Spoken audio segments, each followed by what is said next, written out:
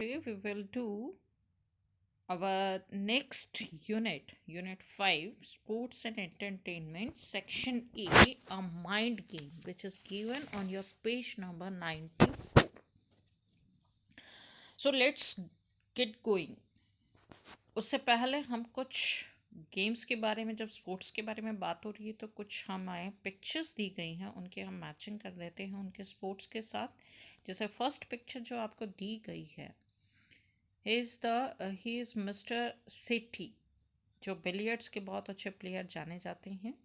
Second आती हैं आपके बॉक्सिंग की प्लेयर हैं.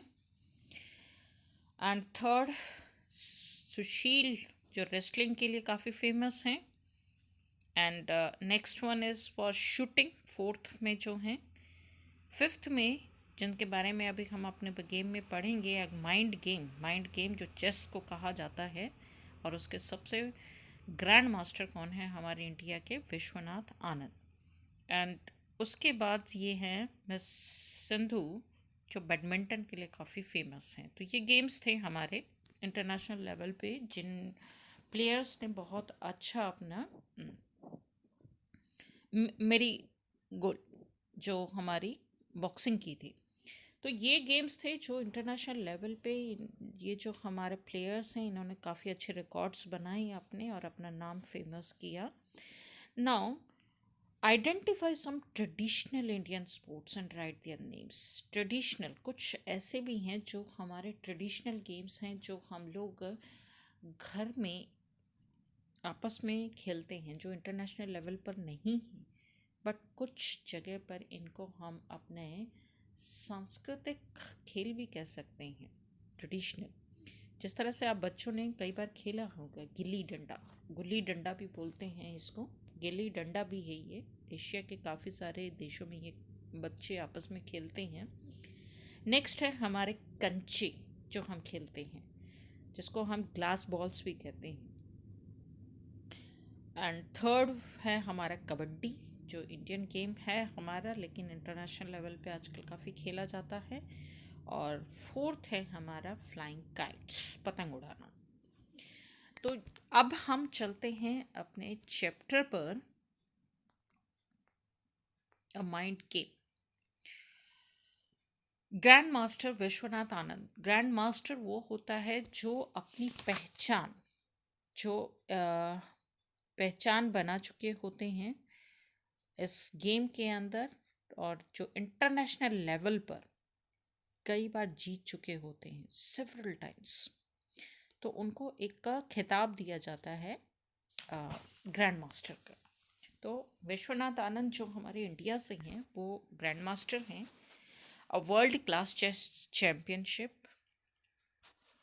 वर्ल्ड में काफ़ी सारे क्लास चैम्पियनशिप्स के, has put India on the world map in chess, जिन्होंने इंडिया को वर्ल्ड मैप में चेस के लिए एक मुकाम दिया.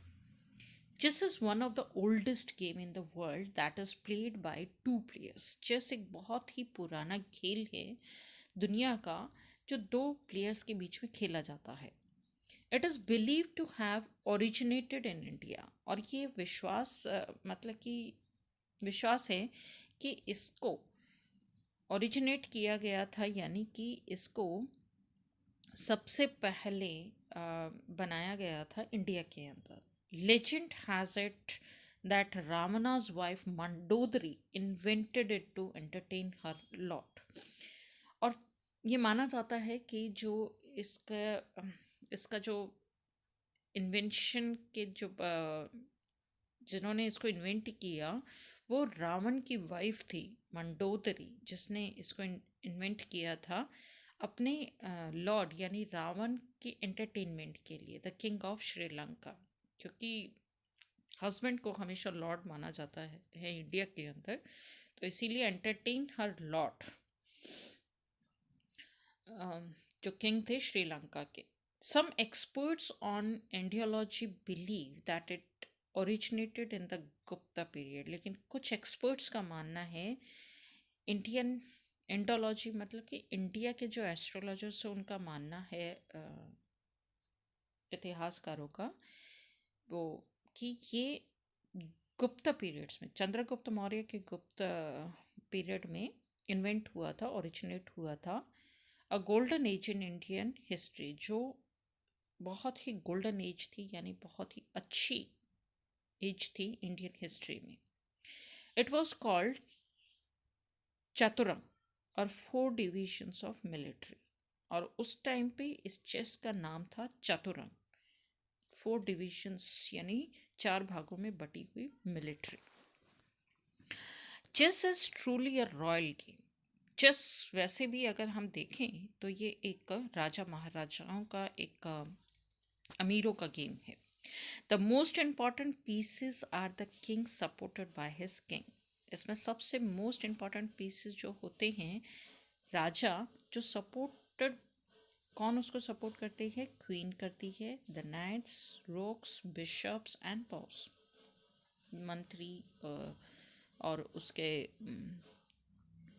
जो सेवक होते हैं, योद्धा होते हैं, इस तरह से उसके अंदर जो गोटियां होती हैं वो इस तरीके से उनको नाम दिए जाते हैं और वो इसके अंदर हम रख कर खेलते हैं। Chess is viewed as a means of self improvement. Chess को वैसे देखा जाए तो हम अपने अंदर एक इम्प्रूवमेंट लाने के लिए भी खेलते हैं। The ultimate goal of a player in chess is to trap the leader of the opposing army. Ultimately इसमें गोल क्या होता है? मतलब कि कॉम्पिटिशन्स अगर हम जब तक नहीं रखेंगे तो हम अपनी किसी भी फील्ड में कुछ भी अचीव नहीं कर सकते, जब तक हमारे अंदर वो कंपटीशन लेवल नहीं आता। तो ये भी अल्टीमेट गोल होता है प्लेयर के लिए कि जो उसकी ऑपोजिट में है, जो दूसरी आर्मी है, उस लीडर को किस तरह से आपने ट्रैप करना है, यानी किस तरीके से उसको बैड सिचुएशन में लेकर आना है, उसको हराना है। और अपोजिंग पार्टी में जो लीडर होता है उसको किंग कहते हैं। This is known as checkmate, और इसको हम चेकमेट भी कहते हैं। Chess board is made up of 64 squares. Chess board के अंदर 64 स्क्वायर्स होते हैं, black and white. It is divided into squares by 8 horizontal and 8 vertical. 8 horizontal होंगे सीधे और 8 वर्टिकल्स होंगे। These are 6 types of pieces. There are 6 types of pieces, और 6 प्रकार के इसके अंदर पीसेस होते हैं। ये नीचे जो गोटियां दिख रही हैं 6 प्रकार की होती हैं हमारी, जिसमें से 1 set is black and 1 is set is white. एक ब्लैक सेट होता है और एक वाइट सेट होता है इसके अंदर हमारा। सेम वाइट में होंगी, सेम ब्लैक में होंगी। ये देखिए, ये हैं हमारे नीचे जो है पॉज है, किंग है, फिर बिशप्स हैं, मंत्री हैं, उसके बाद ये हमारे रोक हैं और क्वीन एंड देन किंग। तो इस तरीके से हमारे चेस में ये गोटियां होती हैं ब्लैक एंड वाइट कलर की, और इसको इस तरह से प्लेस करके हम लोग गेम खेलते हैं। नाउ का Sometimes in the past, chess went to Arabia and from there to Europe. Bharat से होता होता वो अरब तक गया और उसके बाद यूरोप में किया। At each stage it underwent some modification. और जब भी ये एक स्थान से दूसरे स्थान पे गया, इसके अंदर मॉडिफिकेशंस आते गए, चेंजेस आते गए, कुछ बदलाव आता गया। By the 19th century, the game had acquired its present form and had become immensely popular. और 19th century में जाकर ये अपने प्रेजेंट फॉर्म में आया, जो आजकल हम देखते हैं, और ये पॉपुलर भी काफ़ी हुआ। Today the western version is played all over the world. और आज जो हम खेलते हैं वो उसका वेस्टर्न वर्जन है, यानी 19th सेंचुरी तक जो मॉडिफिकेशंस हुआ और जो फॉर्म बनी उसकी, जो पॉपुलर हुआ, वो आज हम पूरे वर्ल्ड में खेला जाता है। The first modern chess tournament was organised by Howard Staunton a leading English chess player. और जो जो फर्स्ट मॉडर्न चेस टूर्नामेंट हुआ था वो ऑर्गेनाइज्ड किया गया था हार्वर्ड स्टर्न, जो कि जो लीडिंग इंग्लिश चेस प्लेयर थे उनके द्वारा उन्होंने ऑर्गेनाइज किया था। It was held in London इन 1851, और वो हेल्ड हुआ था, ऑर्गेनाइज किया गया था लंदन के अंदर इन 1851 में। Since then, several countries organize international chess tournament. तब से काफ़ी सारी कंट्रीज़ ने इसको चेस टूर्नामेंट्स को ऑर्गेनाइज किया और इंटरनेशनल लेवल तक पहुंचाया। The highest title of the winner is of the grand master, और जो इसके अंदर लगातार काफ़ी सारे मैचेस को जीत लेता है उसको टाइटल दिया जाता है ग्रैंड मास्टर का। और हमारे इंडिया के ग्रैंड मास्टर कौन है? विश्वनाथ आनंद, जो बहुत फेमस हो चुके हैं, कई बार उन्होंने अपने कई सारे मैचेस जीते हैं। In recent year India's presence has been noticeable at the international level. Recent years के अंदर इंडिया की जो प्रेजेंस थी वो बहुत ज़्यादा सराहनीय और काफ़ी ज़्यादा नोटिस के अंदर आई, नोटिसेबल हुई, मतलब कि पहचाना गया इंटरनेशनल लेवल पर। किसके कारण? क्योंकि Vishwanath Anand has won world level championship several time. इसीलिए पहचाना गया इंटरनेशनल लेवल पर इंडिया, क्योंकि विश्वनाथ आनंद ने वर्ल्ड लेवल चैम्पियनशिप जो थी वो कई बार जीती, जिसकी वजह से एक नई पहचान बनी इंडिया की। His mother played a significant role in grooming him to be a champion. और उनकी मदर जो थी, विश्वनाथ आनंद की मदर जो थी, उनका इस चैम्पियनशिप को जीतने के जितनी बार भी उन्होंने चैम्पियनशिप जीती है उसके अंदर एक बहुत बड़ा रोल रहा है उनको इस लेवल तक लाने के लिए, यानी उनके अंदर ये भावनाएं जगाने के लिए, ग्रूमिंग करने के लिए। He won the world championship in the year 2000. World championship उन्होंने जीती थी 2000 में। Chess is a remarkable game. Chess जो है एक रिमार्केबल गेम है। It has to be played with great concentration. ये रिमार्केबल इसीलिए है, सराहनीय इसीलिए है, ध्यान देने वाला इसीलिए है क्योंकि इसके अंदर प्लेयर को जो है, जो भी इसको खेलता है, उसके अंदर बहुत अधिक मात्रा में एकाग्रता होना बहुत ज़रूरी है। अगर आप कंसंट्रेशन आपका टूट गया या आप बैठे कहीं पर हैं, खेल कहीं पे रहे हैं, दिमाग कहीं घूम रहा है, तो आप इस गेम को नहीं खेल सकते। आपको बिल्कुल उसी के अंदर कंसंट्रेट करना पड़ेगा गेम के अंदर, तभी आप उसको जीत सकते हो। Anand learn that your mistakes to teach how to play. और आनंद ने इसको सीखा भी इसी तरीके से था, अपनी मिस्टेक्स के थ्रू, कि जब तक हम अपनी मिस्टेक्स पर ध्यान नहीं देंगे, नेक्स्ट टाइम अगर हम उसमें इम्प्रूवमेंट नहीं लेकर आएंगे, तब तक हम अच्छे प्लेयर नहीं बन सकते, चाहे किसी भी फील्ड में हो। अब बेनिफिट्स क्या हैं इस गेम को चेस को खेलने के? Chess was originally played by monarch and nobles to get the thrill of war in sports.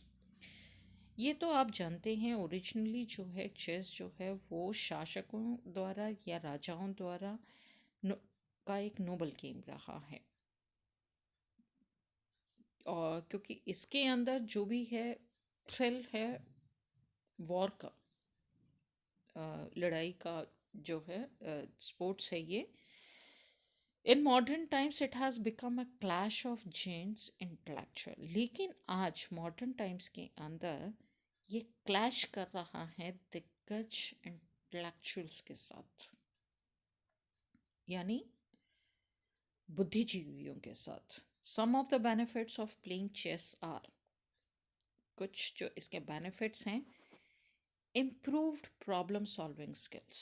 ये इम्प्रूव करता है हमारी प्रॉब्लम्स को सॉल्व करने की स्किल्स के अंदर। Like playing chess is like solving one big puzzle as your opponent constantly changes his tactics। ये हमको सॉल्व करने में, on the spot problem solve करने में काफ़ी हेल्प करता है, क्योंकि इसके अंदर ये एक पजल गेम ही है जिसके अंदर हमारे जो ओपोनेंट है, यानी जो हमारे ऑपोजिट खेल रहा है, सेकंड प्लेयर जो है वो कॉन्स्टेंटली क्या करेगा, वो अपने माइंड को यूज़ करके इसमें कुछ टैक्ट्स लगाएगा, गुटियाँ चलेगा और हमें उसका वहीं पे आंसर देना होता है। तो ये इसीलिए हमारी इम्प्रूवमेंट करता है हमारी प्रॉब्लम सॉल्विंग के अंदर। सेकंड है इम्प्रूव्ड लेवल ऑफ कंसंट्रेशन। हमारा कंसंट्रेशन के लेवल को भी ये इम्प्रूव करता है। The game demands intense concentration and attention. ये हमारे गेम जो है इसका डिमांड ही यही है कि हमारी अटेंशन पूरी होनी चाहिए इसके अंदर, और पूरा कंसंट्रेशन होता है। तो ये it sharpens the ability to focus on the goal. ये हमारे माइंड को शार्प करता है कि जो भी काम हम कर रहे हैं, जब तक हम उसकी तरफ कंसंट्रेट नहीं होंगे, जब तक हम उसको अटेंशन नहीं देंगे, हम अपना गोल अचीव नहीं कर सकते। तो गोल के ऊपर फोकस बनाने के लिए दो चीज़ें बहुत ज़रूरी हैं, एक है कंसंट्रेशन और दूसरा है हमारी attention. Playing and Forsyte, it results in promoting brain development and helps children in becoming better decision making and planning. अब ये कुछ कुछ बच्चों से भी को भी काफ़ी हेल्प करता है, इसीलिए आपके पेरेंट्स भी घर के अंदर चेस लेकर आते हैं तो आप खेलने बैठते हो। एक तो बच्चे जो हैं वो काफ़ी देर तक बैठ नहीं सकते, तो कंसंट्रेशन तो तब बनेगा ना स्टडी में जब आप बैठने में, सिटिंग को आप जब इम्प्रूव करोगे, अटेंशन दोगे। तो ये हमारे ब्रेन को डेवलप करता है, प्रमोट करता है चिल्ड्रंस के दिमाग को भी, क्योंकि आपको भी क्या है, दिमाग पे कंसंट्रेशन होगा तो आप स्टडी बहुत अच्छी कर लोगे। स्टडी वही बच्चा अच्छी कर सकता है जो कंसंट्रेट करके अटेंशन देकर चाहे 1 घंटा पढ़े। तो ये हमारे उसमें भी इम्प्रूवमेंट लेकर आता है। डिसीज़न मेकिंग के अंदर हमें हेल्प करता है कि क्या डिसीज़न हमें लेना चाहिए, क्या प्लानिंग हमें करनी चाहिए। The game of chess can be used as a tool to discipline and aid the intellectual development of young people. Second है, जब द गेम जो चेस का गेम है वो यूज्ड है हमारा एक टूल की तरह हमारे अंदर डिसिप्लिन लाने के लिए, क्योंकि उसके अंदर देखते हैं अगर थोड़ा सा भी हमारी गोटी ने एक किसी भी तरीके से अगर हमने अपनी गोटी की चाल गलत चली तो हमारा पूरा गेम जो है वो, हमारा जो गोल है, कंसंट्रेट करके अटेंशन करके अगर हमने गोटी नहीं चली तो हम हार जाते हैं। तो ये हमारे अंदर डिसिप्लिन भी लेकर आता है कि जब तक हम रूल्स को फॉलो नहीं करेंगे हम अपनी लाइफ में कोई भी गोल अचीव नहीं कर सकते। तो ये आप बच्चों के लिए भी काफ़ी अच्छा है, काफ़ी अच्छी चीज़ें हमें गेम्स से मिलती हैं। इसीलिए कहा जाता है गेम्स को गेम्स की भावना से खेलो, बजाय उसके अंदर कोई भी नेगेटिव चीज़ें मत लेकर आओ। तो I hope you like this chapter very much students. Okay, thank you, have a good day.